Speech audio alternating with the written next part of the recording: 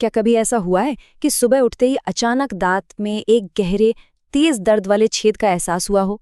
देखिए, आमतौर पर हम सभी यही सोचते हैं कि कैविटीज रातों रात बिना किसी वार्निंग के बस अचानक से आ धमकती हैं, है ना? लेकिन क्या वाकई ऐसा होता है? आज हम इसी बहुत बड़ी गलतफहमी को दूर करने वाले हैं। सच कहूं तो सच्चाई काफी हैरान करने वाली है। वेस्ट बेल डेंटल केयर का एक कोट है जो एकदम सही बात कहता है। कैविटीज एक प्रक्रिया है, केवल एक घटना नहीं। दांतों की सड़न कोई अचानक होने वाला एक्सीडेंट नहीं है। इसके बजाय ये एक बहुत ही धीमी गति से चलने वाली बायोलॉजिकल लड़ाई है। ये एक ऐसा साइलेंट युद्ध है जो हमारे मुंह के अंदर महीनों या शायद सालों तक खामोशी से चलता रहता है और हमें दर्द का एहसास तक नहीं होता। आज के इस एक्सप्लेनर में आपका बहुत बहुत स्वागत है।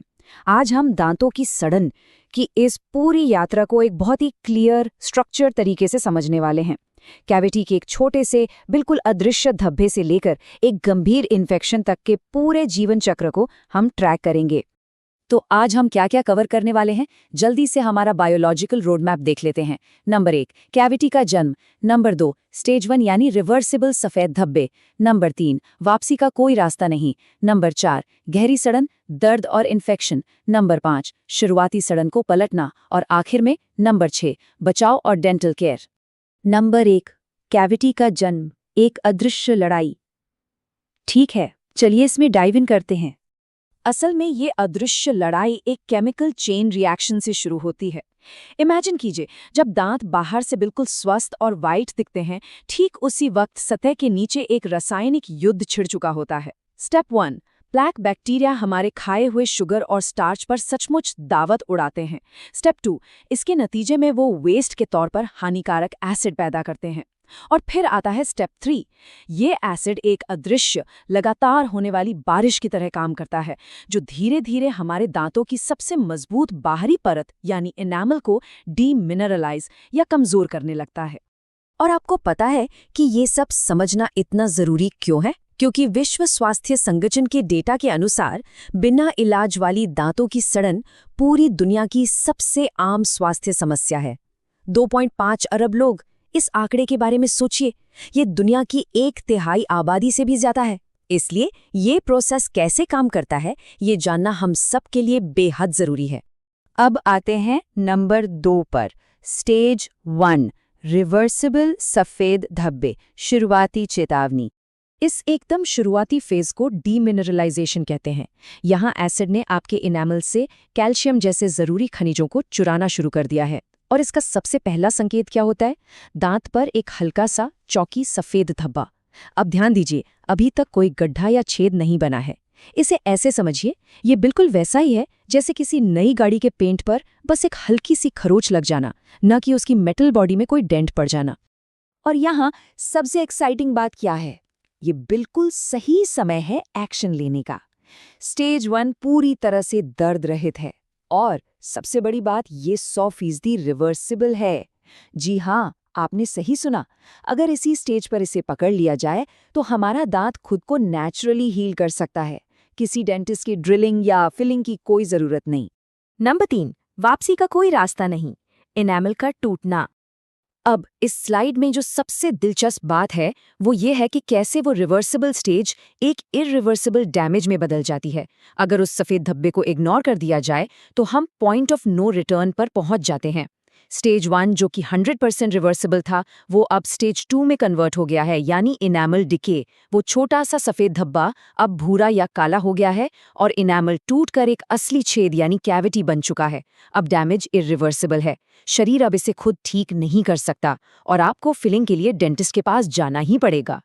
आगे बढ़ते हैं नंबर 4 पर, गहरी सड़न, दर्द और इन्फेक्शन, दांत का अंदरूनी हिस्सा।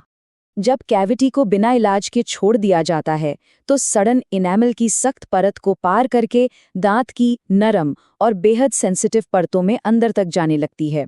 इस एस्टिमेटेड टाइमलाइन को देखिए। सतह के इनेमल यानी स्टेज 1 और 2 से डेंटिन स्टेज 3 तक पहुंचने में कुछ महीने लगते हैं, लेकिन डेंटिन इनेमल के मुकाबले बहुत नरम होता है। तो एक बार सड़न डेंटिन में पहुंच गई तो ये बिल्कुल ऐसा है जैसे आप सख्त कंक्रीट को ड्रिल करते करते अचानक नरम लकड़ी को ड्रिल करने लगें। सड़न की स्पीड एकदम से बढ़ जाती है और वो सीधे दांत के केंद्र यानी पल्प की तरफ भागती है। और यहीं से चीजें सचमुच सीरियस हो जाती हैं। स्टेज 3 पर आपको गर्म, ठंडे या मीठे से तेज झंझनाहट महसूस होने लगती है। यहाँ डेंटल फिलिंग चाहिए। स्टेज 4 में जब इन्फेक्शन दांत की नसों यानी पल्प तक पहुंचता है तो आपको वो भयंकर, लगातार टीस मारता हुआ दर्द होता है। अब आपको रूट कैनाल की जरूरत पड़ेगी। और फाइनली स्टेज 5 यानी एब्सेस, ये सबसे खतरनाक पॉइंट है। इन्फेक्शन हड्डी तक पहुंच जाता है, मवाद भर जाता है, बुखार आता है और चेहरे पर सूजन आ जाती है। यहाँ रूट कैनाल या फिर सीधे दांत निकालने की ही नौबत आ जाती है। चलिए इस डर से बाहर निकलते हैं और आते हैं नंबर 5 पर, शुरुआती सड़न को पलटना, सफेद धब्बे को ठीक करना। देखिए, गहरी सड़न की बातें डरावनी जरूर हैं, लेकिन हमारे पास एक कमाल का सुपर पावर है जिसे रीमिनरलाइजेशन कहते हैं। हमारे दांत कोई बेजान पत्थर नहीं है, वे एक जीवित संरचना की तरह व्यवहार करते हैं। अगर एसिड उनसे खनिजों को छीन सकता है तो सही देखभाल से उन खनिजों जैसे फ्लोराइड, कैल्शियम और फॉस्फेट को वापस इनामल में लौटाया भी जा सकता है। ये नेचुरल प्रोसेस उन शुरुआती चौकी सफेद धब्बों को पूरी तरह से ठीक कर सकता है। तो ये हीलिंग प्रोसेस आखिर शुरू कैसे करें? इसके कुछ बहुत ही प्रैक्टिकल और सॉलिड स्टेप्स हैं। सबसे पहले रोजाना कम से कम 1000 ppm वाले फ्लोराइड टूथपेस्ट का इस्तेमाल करें। दूसरा, पानी पीकर और शुगर फ्री गम चबाकर अपने मुंह में लार या सलाइवा का फ्लो बढ़ाएं। पता है, लार कुदरत का अपना एसिड न्यूट्रलाइजर है। ये दांतों को धोता है और खनिजों को वापस लाता है। इसके साथ ही डाइट में कैल्शियम और विटामिन डी लें, दिन भर बार बार स्नैकिंग करना बंद करें और हो सके तो डेंटिस्ट से प्रोफेशनल फ्लोराइड वार्निश ट्रीटमेंट लें। और अब हमारा आखिरी सेगमेंट, नंबर 6, बचाव और डेंटल केयर, इस चक्र को रोकना। तो सबसे अहम बात यह है कि अपनी रोजमर्रा की आदतों को ही अपनी ढाल बनाना है।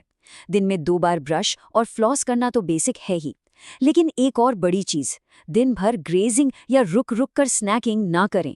जब भी हम कुछ खाते हैं, दांतों पर एसिड का हमला होता है। हमारे इनेमल को मील्स के बीच में रिकवर होने का समय चाहिए। और हाँ, कई बार कैविटीज दांतों के बीच इतनी चालाकी से छिपी होती हैं कि वे सिर्फ प्रोफेशनल डिजिटल एक्सरे में ही नजर आती हैं। इसलिए रेगुलर चेकअप और डेंटल सीलेंट का इस्तेमाल एक बेहद स्मार्ट कदम है। इस पूरी चर्चा के बाद मैं आपको एक विचार के साथ छोड़ना चाहूंगा। जरा सोचिए, क्या आपके दांतों के किसी कोने में अभी कोई ऐसा शुरुआती दर्द रहित चौकी सफेद धब्बा छिपा है जो बस ठीक होने का या रीमिनरलाइज होने का इंतजार कर रहा है? दांतों की सड़न रातों रात नहीं होती। अगर हम इन अर्ली साइंस को पहचान लें तो पॉइंट ऑफ नो रिटर्न पर पहुंचने से बहुत पहले ही इसे पलट सकते हैं। अवेयरनेस ही आपकी उस शानदार मुस्कान की असली कुंजी है।